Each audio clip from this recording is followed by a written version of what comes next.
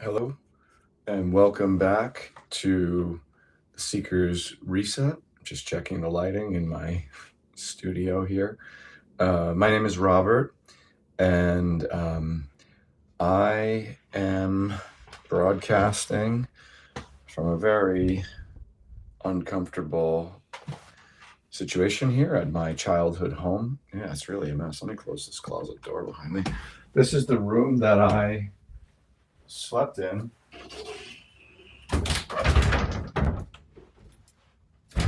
for most of my young life. I lived at home until the age of almost 22, almost, because I went to school, I went to college locally. And this was my childhood bedroom up until then. A lot of pain in this room, a lot of pain. And it's now mostly used for my nephew when he's here. So it's mostly his stuff here.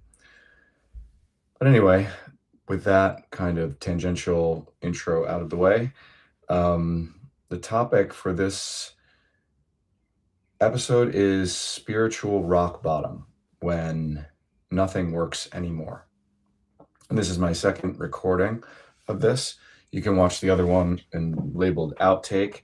I thought that video was a little too self-pitying, and I wanted to also include some things that I didn't include there. So I'm going to do it now. So if you are experiencing what I'm referring to as a seeker's reset, then it is very likely that you are going through waves of frustration, anger, fear regarding what can only be described as the malfunctioning of your life. Where, as I put it, nothing seems to be working anymore. Now, the addict in a 12-step program comes to this awareness in two ways. One is, because that's where the rock bottom concept pretty much comes from, that the awareness comes in, one, life becomes unmanageable, and two, that there is the need for the help of a higher power. So you may be in that position now. I have been in this position for roughly 3 years, since the middle of 2022. It really got worse at the beginning of the middle of 2023. So from middle of 2022 to middle of 2023 was like an up and down period, but trending down. And then you could say I really hit rock bottom in the middle of 2023. And I've barely recovered from it. Exciting news, right? This is not easy stuff. But I've also made a lot of mistakes that potentially you may not have to make. So if nothing is working, what does that exactly mean? It means that, in my case, I was riding high before I hit rock bottom. I thought my life was the best it could possibly be. I felt a sense of purpose and destiny. I felt like I was entering a relationship with my soulmate or twin flame. I had curiosities and passions that I never had before.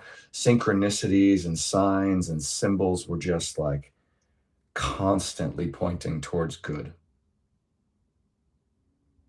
And then everything started to collapse. And the main instigator of that was the relationship with my partner, whom I considered my twin flame. And she's the same woman with whom the term Seeker's Reset was coined.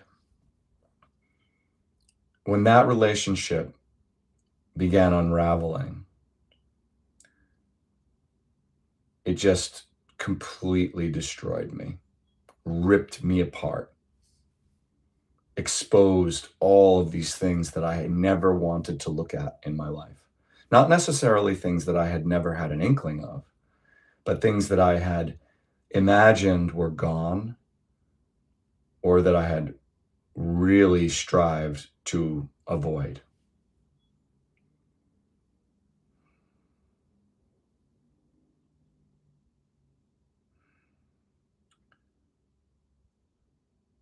And those things are still coming up.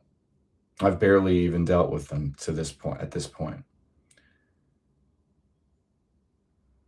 So nothing works, right? So I used to feel like I could take care of my nutrition and work out or choose a particular type of physical activity, whether it was yoga or Pilates or weightlifting or some other form of resistance training. I could choose something and change my nutrition, maybe pick some new supplements, excuse me.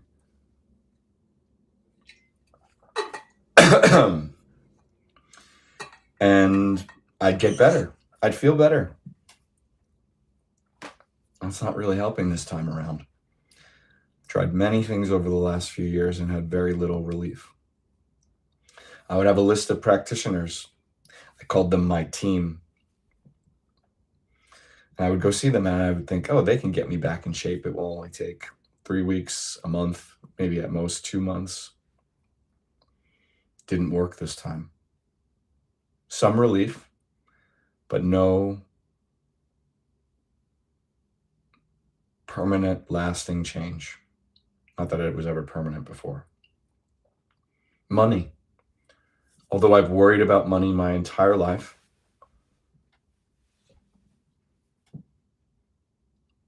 there have also been so many times where it just was there when I needed it, exactly how much I needed or more.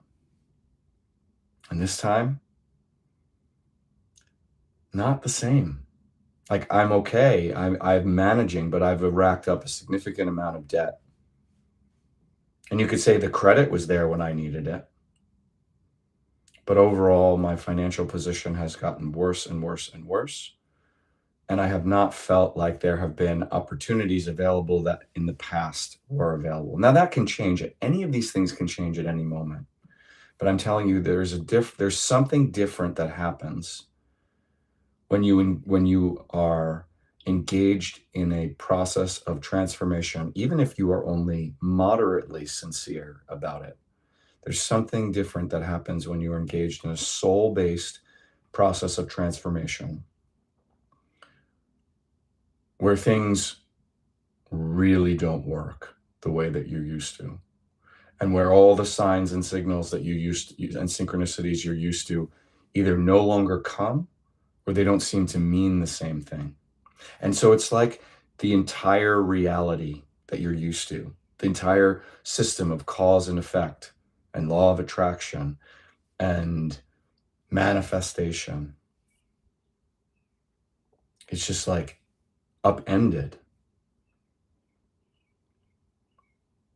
And it's terrifying because the language and the code that you used to navigate and communicate in your reality may feel like it no longer applies.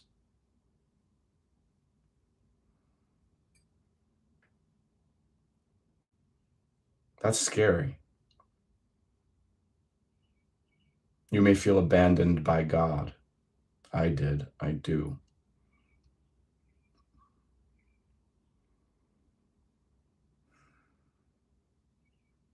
So, of course, the silver lining, which is a massive silver lining, is that if you are in fact undergoing a complete reboot of your reality, well, the opportunity present there is absolutely enormous. Like, it's unspeakable. It's incalculable and potentially the most beautiful possibility that could ever exist. From the perspective of divine truth, which I reference a lot as the basis of pretty much everything,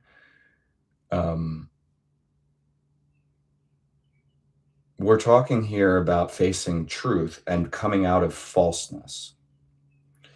What that means is leaving a fake reality, because like it's hard, like actually leaving a fake reality. Like we say these words a lot sometimes in New Age and esoteric circles, but the process of going through it is nothing like talking about it. So you're exiting false realities and you're entering true reality. So you could say out of the matrix and into the real world. But that's not, most people think of that as going from what I have witnessed is most people go from one side of the matrix to another side of the matrix. And it's just on this side of the matrix, they feel like they have more influence, more power, more notoriety, whatever it is. But they're not actually outside of it. Outside of it, as divine truth would teach, would be entering into God's reality, our creator, meaning experiencing life as God sees it more and more and more. And it is unfortunately the case that as we do that, it seems more often than not, the first things that we start to see are all the things that are not right about us, all the things we've been wrong about, all the sin, the mess that we've made, and all the things that have been done to us as well, but not from the point of view of just victimhood, from the point of view of actually beginning to face the gravity of the traumas and the injuries that we have experienced and how those have been causing us, because we haven't released them, as divine truth would say, we haven't released these things by feeling them and letting them go.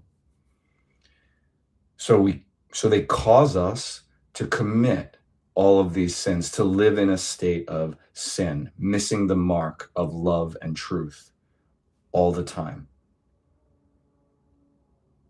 out of harmony with what God intended for us to be capable of.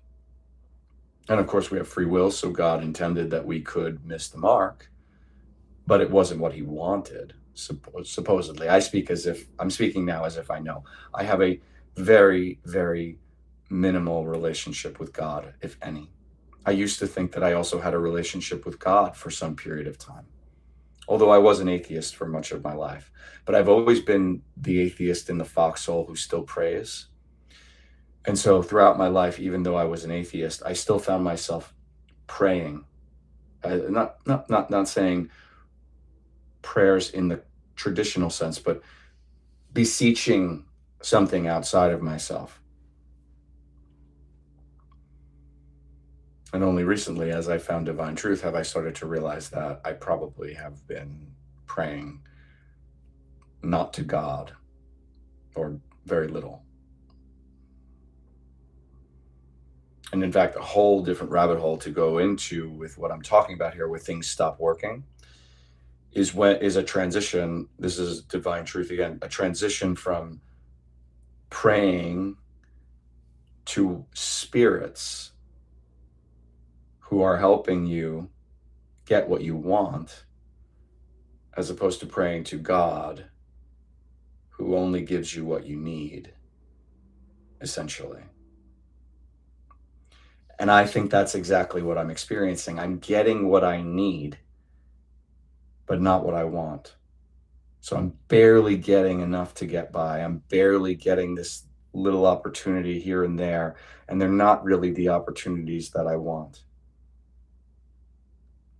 I'm barely getting enough health and enough sleep and enough, movement in my relationships. Just like barely, everything is just barely getting something. And often I can notice changes that it's like, well, that changed. Like I can see this changed, but it's not really what I wanted. But it's obvious that this is a significant change, either in me, in someone else, in my environment. So this difference between getting what we want, which often is comfort and safety, illusory, but illusory comfort and safety, that mostly is meeting our addictions, versus getting what we need, which is trying to help us get rid of our addictions and become what divine truth says. We are the pinnacle of God's creation. You know, you heard that in a different way in the Bible, that we are created in the image and likeness of God. And I think divine truth agrees with that also. But the main statement that Jesus makes in divine truth is that we are the pinnacle of God's creation, that we are the prized creation, and that we have been created to handle everything, at least at the soul level. So if nothing is working for you, and if you have any real desire in your heart for truth, for love, for God, if that desire is real, then it's very, very likely, even if it's just small, even if it's just a little seed, it's very likely that if you are going through this kind of experience, that you are moving towards truth. You're moving towards getting what you need, especially at the soul level, and not what you want materially or in your facade, the character you play.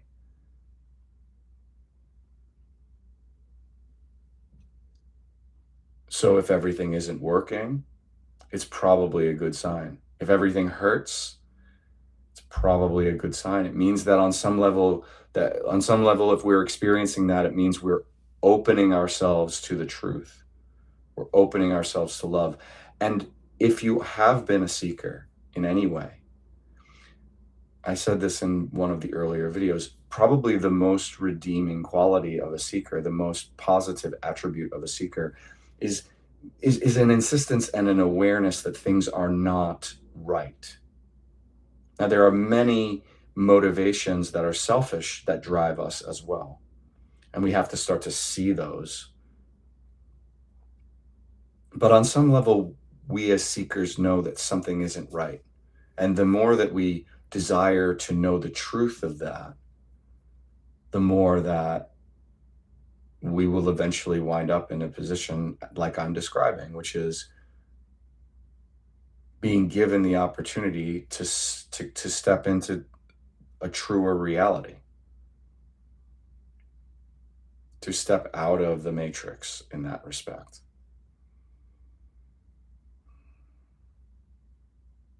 To let go of all the constructs, the false beliefs, the grudges, the emotions that we don't want to feel. I have taken but small steps on this path. I thought I was far more advanced. And it's grinding me. There is a law in divine truth called the law of compensation. So there's the easy way and the hard way to go through this kind of purification process. And the hard way is the law of compensation. And in my case, it's grinding me. It's grinding me down. I'm still more humble to it than the average person, probably, because the average person wouldn't even be aware that that was the case. But I'm very unhumble because I have not opened myself to the easier way, which is to have a sincere desire for forgiveness and repentance, and to begin to let go of the emotions and the emotional injuries that are at the causal level of the sin and the problems that I've created in my life.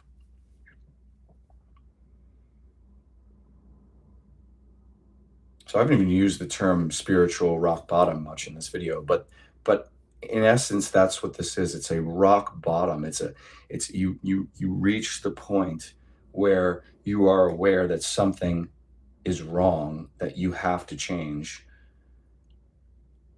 and you don't know how because everything you're used to doing is not working, which tells you must change. But how? I'm suggesting if you are at that point, dive into divine truth at the links below in the description. It is the best thing that I can offer you to consider how to resolve this dilemma and this heartache, this suffering. I know it's suffering. If you are experiencing any of these things, I know that the suffering feels infinite.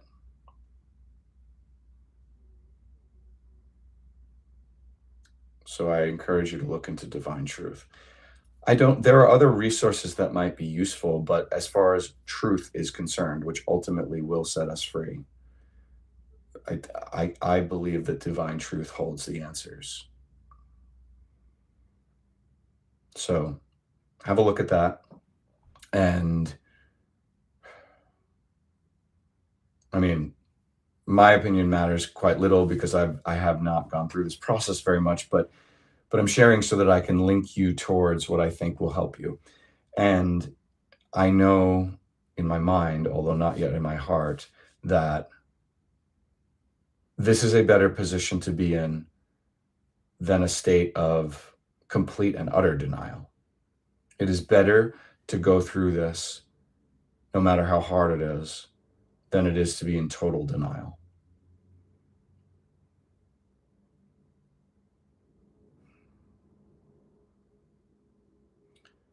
But our ego and our facade does not like that. All right, so again, this was the second version of this video. I've covered somewhat different things than I did in the first version. I'm sorry if that's confusing. I will work my way through this somehow and figure out the best way to deliver the content and also show the evolution. And because I do want to do different takes on these topics. So maybe I'll do part 1, part 2. That's another way I can do it in the future. I will learn. In the meantime, thank you for listening and watching. My name is Robert.